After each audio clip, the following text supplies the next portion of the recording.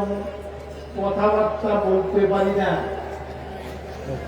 কম করে ছোট করে আমি নিষ্প্রাণ করে আমি কথা বলতে পারি বিইذনিল্লাহ।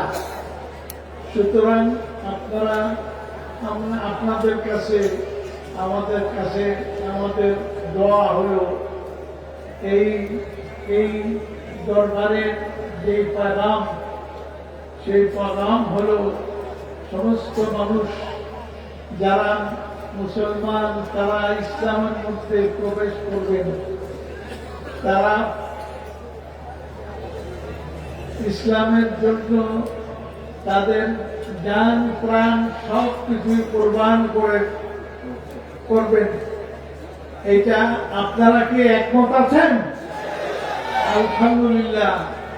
সুতরাং আপনারা একমত থাকলে এই পথে চলতে হবে। আল্লাহ তাআলার কাছে আমার আল্লাহ তাআলার কাছে এই আমার দাবি যে তিনি যেন আমাদেরকে ইসলামের পথে, কোরআনের পথে, জান্নাতের পথে আমাদেরকে চালান। দুনিয়াও সুন্দর হয় আর আখিরাতও সুন্দর হয়, এই জন্য আল্লাহ তাআলা তৌফিক দান করেন। আমিন। মুসলমানও মনে রাখতে হবে, আজকে আমরা মুসলমান ঠিকই, আমরা পুরোপুরি ইসলাম মেনে চলি না। ইসলামকে পুরোপুরি মেনে চলি না। যদি মানতে হয় তাহলে কোরআন কারীমকে ভালো করে বুঝতে হবে, মাথায় নিতে হবে, চুমু দিতে হবে, চোখের আলো দিয়ে দেখতে হবে। আর এই আল্লাহ রশিকে সবাই মিলে মজবুত করে ধরতে হবে।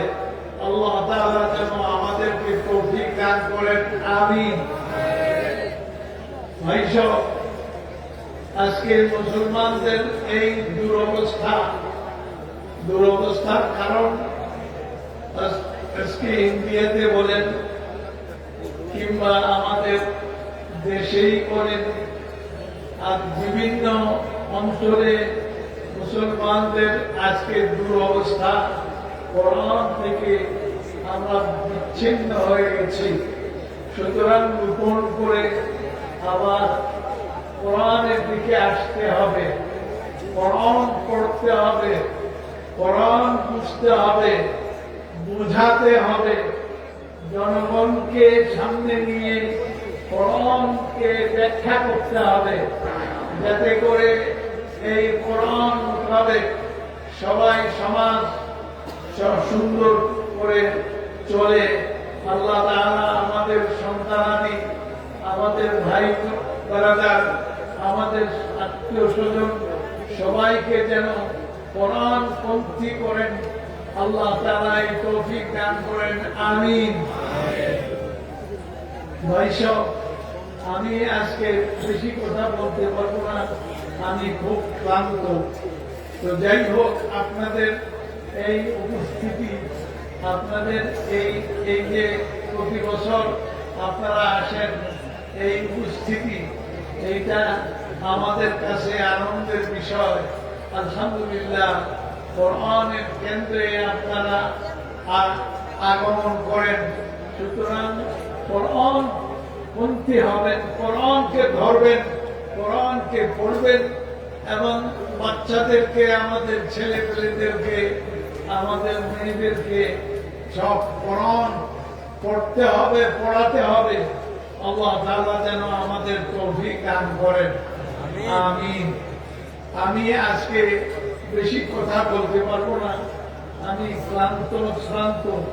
আমি আমার চলে যেতে হবে অনেক দূরে। তো আপনারা আমাকে দোয়া করেন, আমার ভাই সাহেবের জন্য সবাই দোয়া করবেন যেন তাকে আল্লাহ জান্নাতুল ফিরদাউসে আলা মাকাম দান করেন।